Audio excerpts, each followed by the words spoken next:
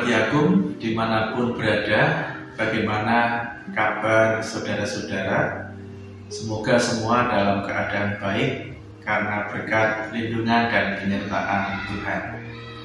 Renungan hari ini bersama dengan saya Pendeta Idi Bangun Mulyono dari GKJ Sukoharjo. Mari sebelumnya kita berdoa. Tuhan Allah Bapa kami di surga, kami bersyukur atas penyertaan Tuhan di sepanjang kehidupan kami. Sampai hari ini kami meyakini penyertaan Tuhan ada melingkupi hidup kami. Dan hari ini Tuhan kami akan mendengarkan firman-Mu. Berbicaralah kepada kami siap untuk mendengar. Di dalam nama Tuhan Yesus Kristus kami berdoa. Amin. Bacaan hari ini kita terima dari 2 Samuel pasal 12 ayatnya 21 sampai dengan ayatnya ke-25. Saya bacakan. Berkatalah pegawai-pegawainya kepadanya, apakah artinya hal yang kau perbuat ini? Oleh karena anak yang masih hidup itu engkau berpuasa dan menangis, tetapi sesudah anak itu mati engkau bangun dan makan. Jawabnya, selagi anak itu hidup, aku berpuasa dan menangis. Karena pikirku, siapa tahu Tuhan mengasihani aku, sehingga anak itu tetap hidup. Tetapi sekarang ia sudah mati, mengapa aku harus berpuasa? Dapatkah aku mengembalikannya lagi? Aku yang akan pergi kepadanya, tetapi ia tidak akan kembali kepadaku. Kemudian Daud menghibur hati Batseba istrinya. Ia menghampiri perempuan itu dan tidur dengan dia. Dan perempuan itu melahirkan seorang anak laki-laki. Lalu Daud memberi nama Salomo kepada anak itu. Tuhan mengasihi anak ini, dan dengan perantaraan Nabi Nathan, ia menyuruh menamakan anak itu Yedija, oleh karena Tuhan. Demikianlah sabda Tuhan.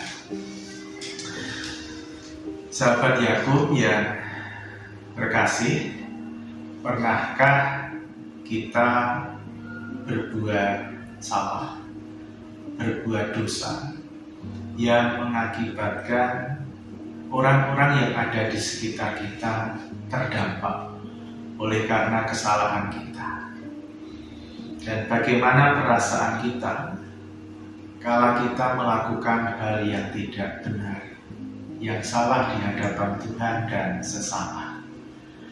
Ada perasaan malu kalau ketahuan, ada perasaan menyesal, ada perasaan takut, dan ada perasaan yang lain. Intinya kita tidak tenang atas perbuatan salah yang pernah kita lakukan.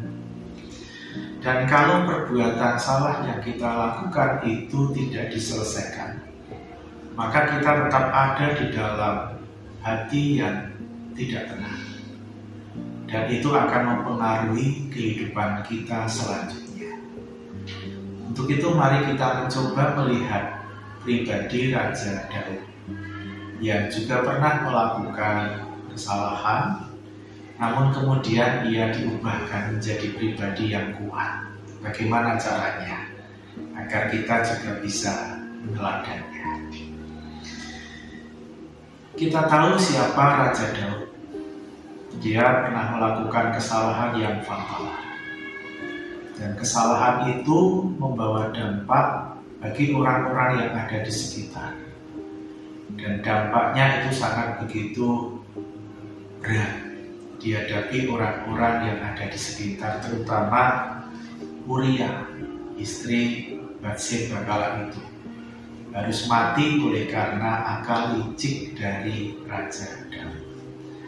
Dan dari kesalahan yang dilakukan oleh Daud, ternyata Tuhan juga mengizinkan ada dampak yang harus diterima oleh keluarga Daud. Anak yang dikasihinya yang lahir dari Batseba itu harus ada dalam kondisi sakit. Seorang raja tentu di sekitarnya banyak tabib-tabib yang istimewa, namun kelihatannya tabib-tabib ini pun juga tidak mampu untuk menyembuhkan anak Daud.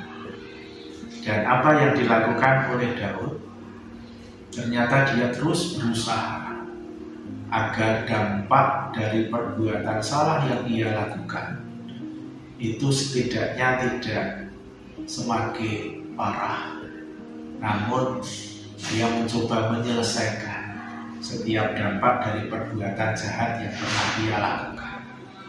Maka dia terus berharap kepada Tuhan dengan menangis setiap hari, dengan berpuasa agar Tuhan iba dan berbelas kasihan kepada Daud dengan menyembuhkan anaknya.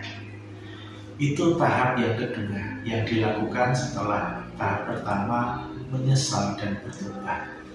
Dia bertanggung jawab atas perbuatan yang pernah ia lakukan. Perbuatan salah yang pernah ia lakukan membawa dampak yang berat, dan dia tidak lari dari itu, tetapi dia mencoba menyelesaikan dengan memohon pertolongan yang dari Tuhan. Namun kita melihat bahwa ternyata kehendak Tuhanlah yang terjadi, bukan keinginan Raja Daud. Anak itu mati pada akhirnya. Semula sebelum anak itu mati, Raja Daud berusaha, bahkan sampai berpuasa dan juga menangis setiap hari. Namun setelah anak itu mati, maka Daud mulai makan, minum, bangkit dari keterpurukan, menghibur Batseba, dan melakukan aktivitas yang lain. Semula dia terkungkung dalam penyesalan yang dalam, namun sekarang diubahkan menjadi pribadi yang kuat. Karena Daud menyadari bahwa dirinya terbatas, tidak akan mampu menghidupkan anak yang sudah mati. Itu adalah kehendak Tuhan, hukuman Tuhan yang harus diterima dan dihadapi oleh Daud. Tetapi sekarang dia harus mengerjakan banyak hal, banyak tugas yang diperintahkan oleh Tuhan menjadi seorang raja yang besar nantinya. Saudara-saudara yang dikasihi Tuhan, itulah cara Raja Daud bangkit dari penyesalan yang dalam dan diubahkan menjadi pribadi yang kuat. Sebenarnya demikian juga bisa kita lakukan dalam kehidupan kita. Banyak hal yang pernah kita lakukan dan itu perbuatan yang tidak baik. Dan perbuatan yang tidak baik itu telah membawa dampak yang ada di sekitar kita. Kalau itu dikerjakan di lingkungan pekerjaan kita, maka yang terdampak itu adalah bukan hanya kita, tetapi lembaga kita di mana kita bekerja, perusahaan di mana kita bekerja, di mana Tuhan menempatkan kita. Orang-orang yang ada di sekitar juga terdampak atas perbuatan salah kita. Maka hal yang utama yang harus kita lakukan adalah menyesali itu semua, seperti Raja Daud. Kalau tidak ada penyesalan, bagaimana ada kekuatan? Jadi langkah untuk mendapatkan pemulihan yang pertama adalah bertobat. Yang kedua, kalau ternyata perbuatan salah itu telah membawa dampak yang tidak baik di sekitar kita, berusahalah dengan sungguh-sungguh menyelesaikan dampak itu agar dapat selesai dengan baik. Kita berharap, kita berseru mohon pertolongan Tuhan agar kita dimampukan untuk menyelesaikan dampak yang terjadi oleh karena akibat dosa dan kesalahan kita. Ketika kita sudah berusaha dengan sungguh-sungguh, pasti Tuhan memberkati. Kalaupun Tuhan memiliki rencana yang lain, kita pun tidak perlu harus sakit hati, menyalahkan Tuhan dan menyalahkan orang-orang di sekitar kita.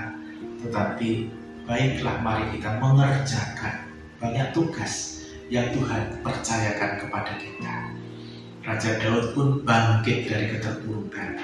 Dia melihat banyak hal yang masih harus bisa dikerjakan untuk menutup kesalahan yang pernah dia lakukan. dan itu bisa kita kerjakan di tengah kehidupan kita masing-masing. Banyak tugas yang Tuhan percayakan kepada kita. Penyesalan berlarut-larut tidak akan membawa perubahan yang berarti. Tetapi siapa yang berusaha mengerjakan dengan lebih baik, dengan tetap mengandalkan pertolongan Tuhan, maka Tuhan yang akan menjadikan kita pribadi yang besar, pribadi yang berguna, walaupun pernah berbuat salah. Kiranya Tuhan menolong dan memberkati kita. Amin. Mari kita berdoa.